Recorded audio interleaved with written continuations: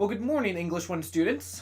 At this point, you are at book 12 of the Odyssey. You're halfway through, and you're also through with Odysseus' famous tale of the many adventures that he took during his voyage. We're going to be talking next week more specifically about this voyage, about the different adventures he has, and what we can learn from them. But what I want to do today is I want to talk some about a concept that is important to understand when reading the Odyssey, and is also important to understand for just about every book that you are going to read, ever. All right? It's a pretty important concept. And the concept that I want to talk about is a concept that's called the hero's journey. Okay? Now, what is the hero's journey? Well, the hero's journey is an idea that comes from a book called The Hero with a Thousand Faces by Joseph Campbell. All right, Joseph Campbell was a thinker and a writer back in I believe it was the 1960s thereabouts. Might have been a bit earlier. I'm not remember off the top of my head when it was that he published A Hero with a Thousand Faces. But the thesis of the book was that every single story basically follows the same general plot arc. And that, Joseph Campbell was a mythologist, all right? And so he was studying all these old myths. And as he was studying myths, he realized that all these myths kind of had the same story. They had very similar characters, similar plot beats. And so he sketched out a theory for how these plot beats worked. And what the hero's journey was at every, this template that most stories he read seemed to follow, okay? This is a theory that was very famously used in the creation of Star Wars. All right, when George Lucas was sitting down to write Star Wars, he said he decided that he wanted to write Star Wars with the hero's journey template. Okay, and there's a lot of people that think that some of the popularity of Star Wars comes from the fact that Lucas understood the way that stories should be crafted, and thus used the hero's journey template in order to craft Star Wars. Okay, so one of the things where I want to show you is that the hero's journey template also is relevant to the Odyssey, and it also shows us something important about the Odyssey we may not have realized if we weren't familiar with the hero's journey template. Okay, so what I want to do is I want you to walk you through the 12 steps of the hero's journey, explain what they are, how they're used, so that you can understand how they're also relevant for Homer's Odyssey. All right. So on the screen right now, you should see this circle that's divided into two halves, okay? The hero's journey is traditionally depicted around a circle, and the reason it's depicted around the circle is rather important, and you'll understand that once we get through it, okay? So there are two halves to the hero's journey, all right? Half of the story regards the ordinary world, okay? So I'm going to go ahead and put ordinary world in the top section, okay? This is the world that the hero starts with, and it's also the world that the hero is going to end in, all right? This is the normal world as we know it today. But part of the hero's journey is that the hero is going to have to move from the ordinary world to some sort of special world, okay? Some world that's different in some way from what he's used to, okay? Now, if we're talking about a work of contemporary fiction, the special world may be metaphorical. Maybe if it's a romance, getting into a relationship with someone might be the special world that the protagonist is in, okay?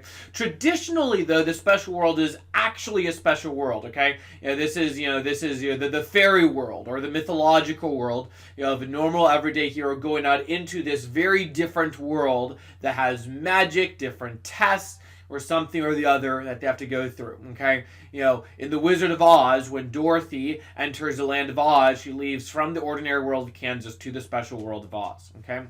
So there's two different worlds that the hero is going to be journeying between, the ordinary world and the special world, okay? And there are 12 different steps that are part of the hero's journey. The first part of the hero's journey comes with seeing the ordinary world for what it's like, okay? Most stories are going to begin with showing us, here's what the ordinary world is like. So we're introduced to the ordinary world before we begin to go into the rest of the journey, okay? In Star Wars, this happens when Luke is at the moisturizer farm with his aunt and uncle, okay?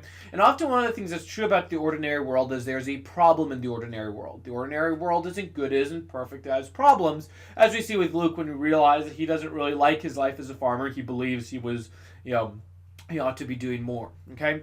After we understand the ordinary world and its problems, there's often a call to adventure, where the hero is asked to come join on some adventure, to leave the ordinary world to enter the special world, okay? In Star Wars, this happens when Luke learns about the Jedi from Obi-Wan Kenobi, and learns that his father was a Jedi and that he too can become a Jedi.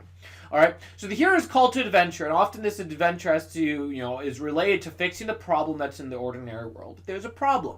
And the problem is that the hero is often going to refuse that call. Okay, in Star Wars, when Obi-Wan first tells him that he could be a Jedi, he says, "No, I'm actually going to go back to live with my aunt and uncle." Right, because the prospects of actually leaving for the ordinary world, for the special world, is a scary prospect. All right, and so often the hero is going to initially refuse the call before the hero is going to end up accepting the call, okay?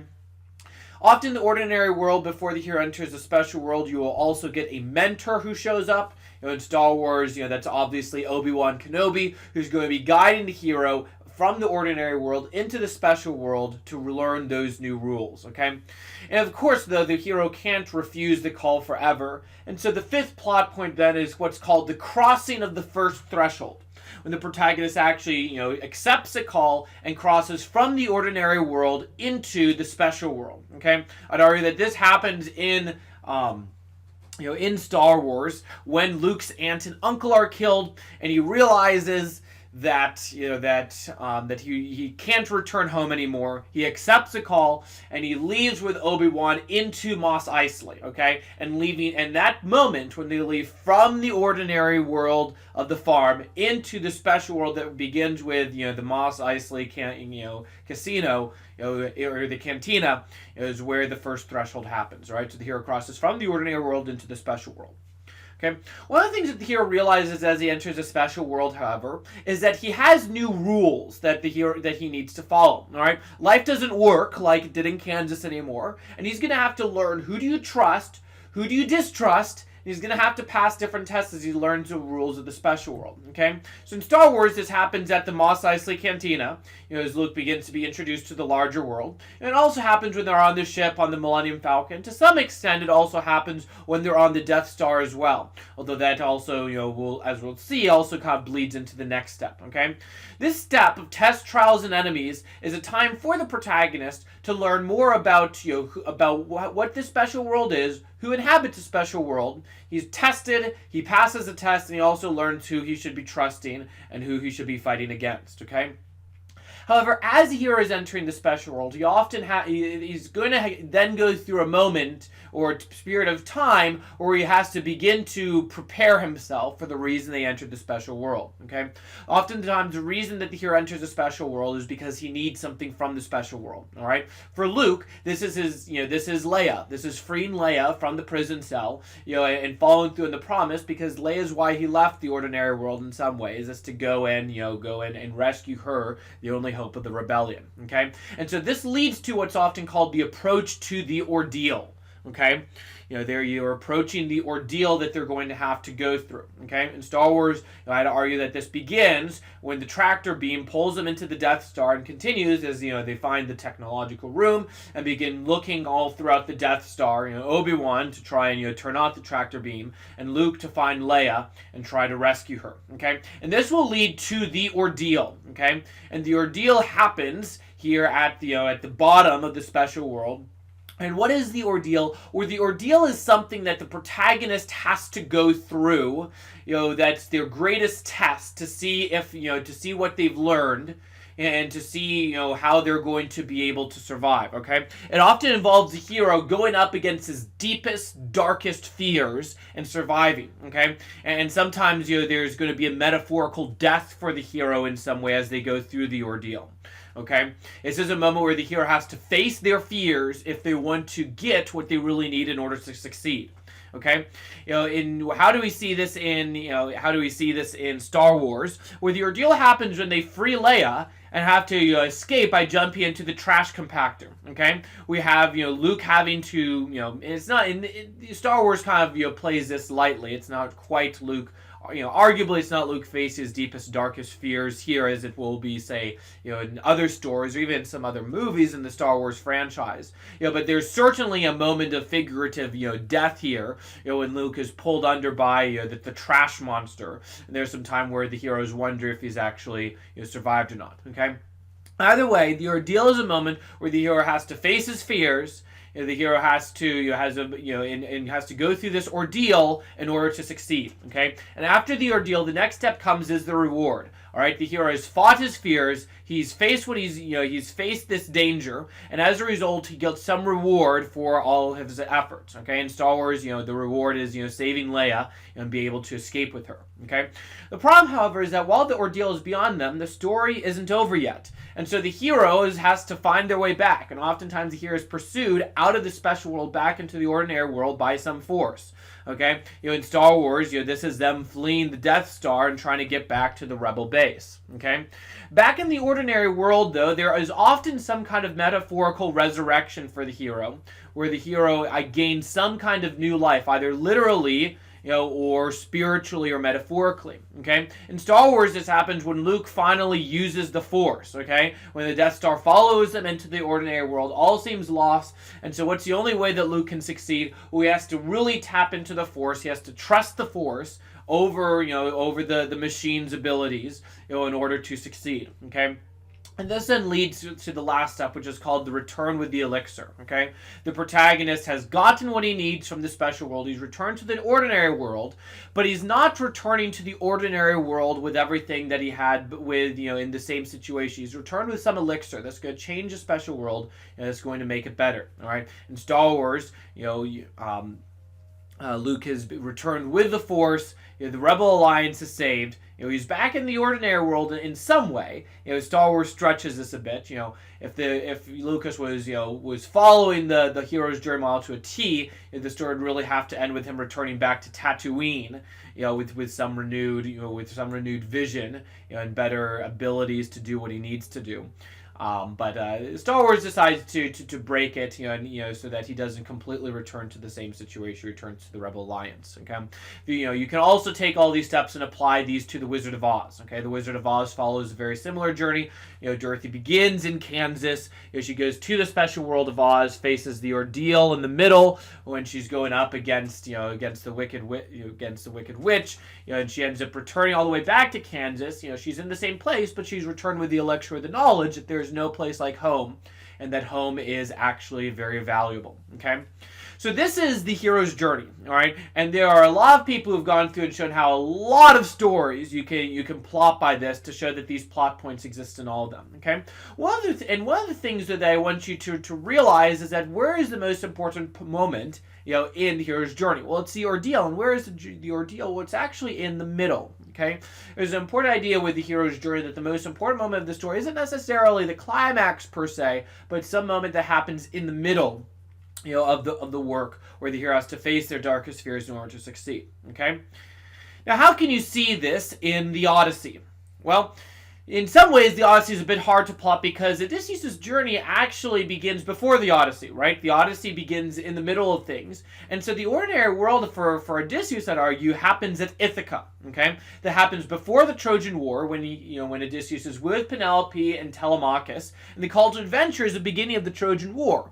Now, of course, we know what Odysseus does at the beginning of the Trojan War. He refuses a call. He tries to pretend like he's crazy, sows his field with salt because he doesn't want to leave his wife and his child, okay? So we see a refusal of the call there before Agamemnon, and Menelaus finally get him to come join them with the Trojan War. Okay, Odysseus receives a mentor in the form of Athena, who's sometimes literally called mentor, in the Odyssey, and Athena is going to train him and help him. Okay, and I'd argue, all right. So where's the first threshold?